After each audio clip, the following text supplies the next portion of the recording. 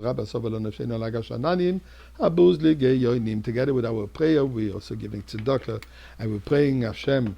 As this month is Ani Hashem Rofecha, this is the month that God says, I am healing you. Please, God, bring healing to the entire world on all levels. As we expanded yesterday, we need that healing. We need the healing for every single one. The parsha of this week, we find the fundamental principle of Judaism. Rabbi Akiva says, "V'ahavta l'reacha kamocha," loving your fellow man as yourself, love your fellow neighbor, love your fellow Jew as yourself. Ze klal gadol b'Torah. That's a fundamental principle in Torah. Let me read you the psukim, the verses, where the Torah states this. In the parsha of this week, in the parsha of Kedoshim, the parsha of holiness. You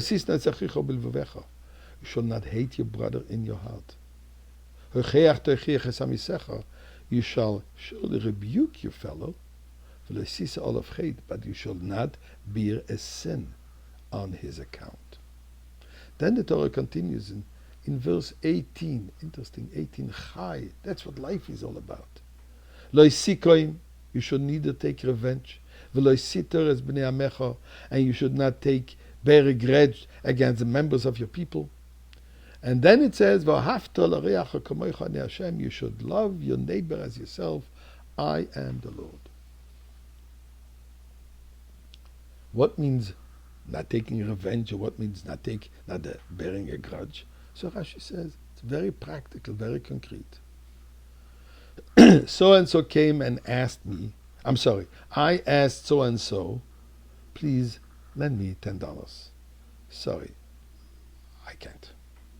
Okay. A while later, he comes to me and asks me, can you please lend me $10? I should not take revenge and not give him. I should lend him. Bearing a grudge means that I should not even tell the person, look, I'm not going to act like you.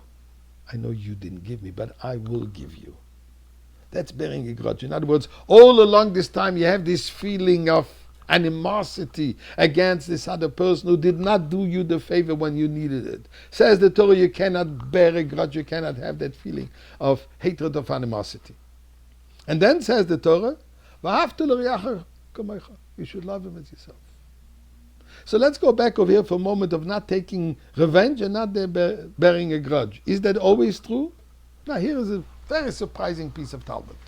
Talmud Yuma, on page 23, says the following.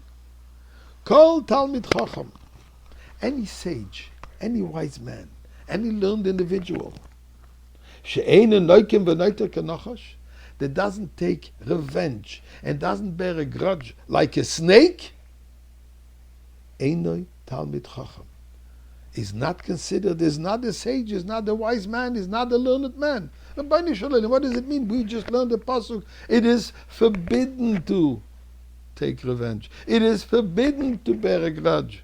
And now we say that what if you don't do it, you're not a sage? And what's the issue with the snake over here? So here is a beautiful thought. Now the Gemara has a lengthy discussion on it. You're welcome to look at it. As I said, the Yuma, page 23. But here is a thought. We have a long relationship with the snake, going back to Adam and Eve, to Adam and Chava, where the snake enticed Chava to taste the fruit and to give her husband, Adam, to taste from the Etz Hadas, the forbidden fruit. Resulting of that, we were thrown out of the Gan Eden. But also the snake got a very special, particular punishment. And God says the following, cursed you will be from all the animals in Mikol Chayis HaSadeh. The what? What's your curse going to be? You will crawl on your belly. And earth you will be eating the entire life. Says the Gemara. What means that earth you will be eating? It means that anything the snake will taste, anything the snake will devour, it devours little animals, sometimes even bigger ones, will taste like earth. In other words, it doesn't derive any personal pleasure from whatever it does.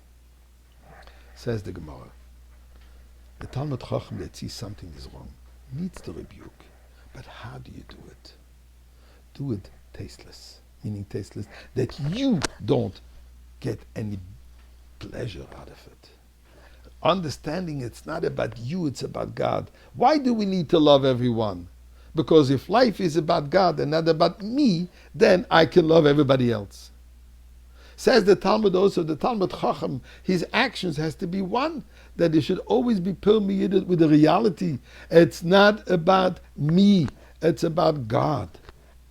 When we live according to this way, and we do, we merit the Geula.